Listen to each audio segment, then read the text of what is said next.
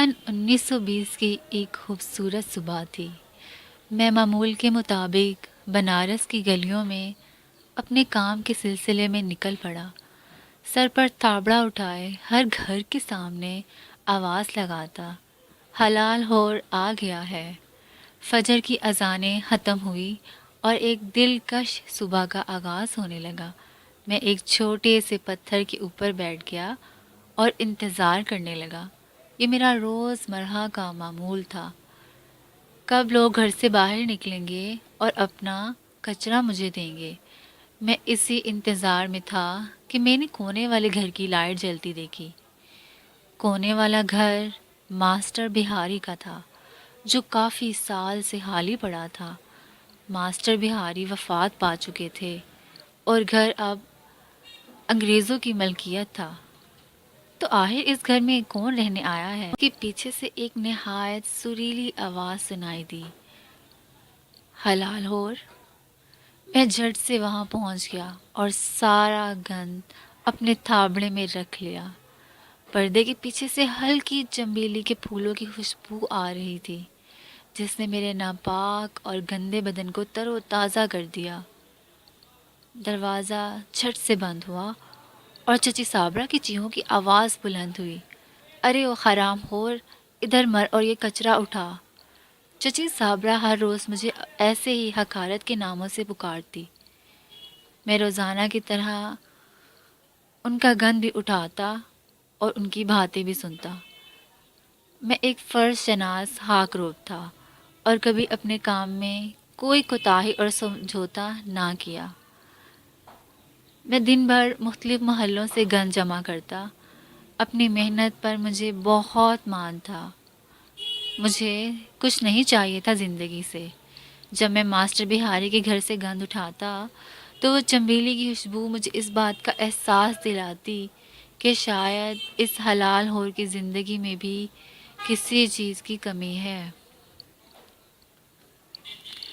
थावड़े में सर झुकाए महल्ले वालों का गंद उठाते उठाते मेरी ज़िंदगी की 21 बहारें बीत चुकी थी।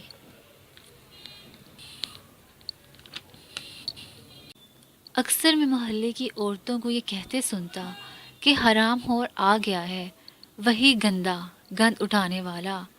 उनकी बातों का मुझे बुरा न लगता, क्योंकि मैं हलाल होर हूँ। अपनी हलाल की कमाई ही तो खा रहा था, बेशक गंद उठा कर ही सही। बस ये रंज मेरे दिल में पेवस्त होता जाता कि क्या मास्टर बिहारी के घर में रहने वाली वो मीठी आवाज़ वाली दोशीज़ा भी मेरे बारे में यही सोचती होगी। आज मैं फजर की अजान के फ़ौरन बाद ही मोहल्ले में दाखिल हो गया और किसी को आवाज़ ना लगाई। पता नहीं मेरे अंदर क्या चल रहा था।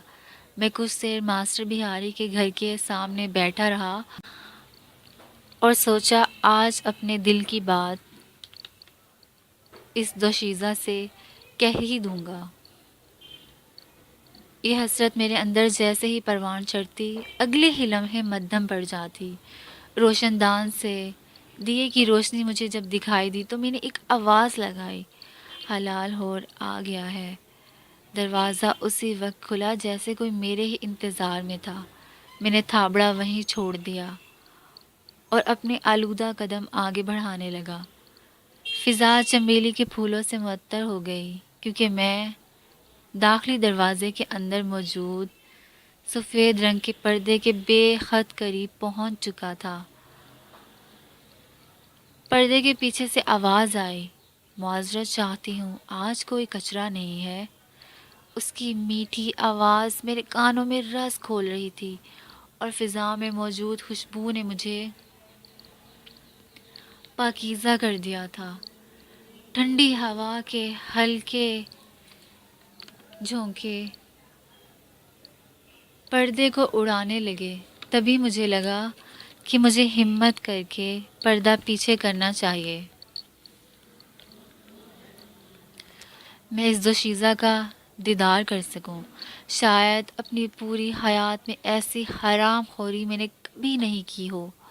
आज मैं खुद को रोक नहीं पा रहा था। एक अजीब सा सहर था उस घर में, जो मुझे पर्दा उठाने पर मजबूर कर रहा था। یا شاید میرے اندر کی دبی ہوئی خواہش میں نے پردہ اٹھا دیا۔ پردے کے پیچھے پردے کے پیچھے کوئی نہ تھا۔ میں سمجھا وہ چلی گئی۔ اتنے میں چچی صابرہ کے چیخنے کی آواز آئی۔ وہ کہہ رہی تھی، نالائق، کدھر ہے تو؟ میں ابھی اسی سرور اور مسرت اور حیرت میں تھا کہ چچی کے چیخنے کی آواز میرے قریب آتی گئی اور محلے کے دوسرے لوگوں کو بھی چچی نے بلانا شروع کر دیا۔ وہ بولی، تو ماسٹر بہاری کے گھر میں کیا کر رہا ہے؟ تجھے چابی کس نے دی؟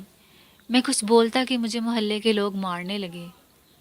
تم نے تالا توڑا ہے؟ یہ گھر پچھلے 40 سال سے بند پڑا ہے، آج تک یہاں کوئی نہیں آیا، اور تم اس گھر میں موجود تھے، یقیناً کوئی چوری کرنے کا ارادہ ہوگا۔ یہ الفاظ سنتے ہی مجھے سکتہ طاری ہو گیا۔ سب لوگ کہنے لگے، یہ ہے ہی حرام خور۔ ہے بیوٹیفل پیپل، اگر آپ کو ہماری یہ سٹوری پسند آئی ہو تو پلیز پلیز پلیز اس چینل کو سبسکرائب کیجیے اور بیل آئیکن پر کلک کیجیے۔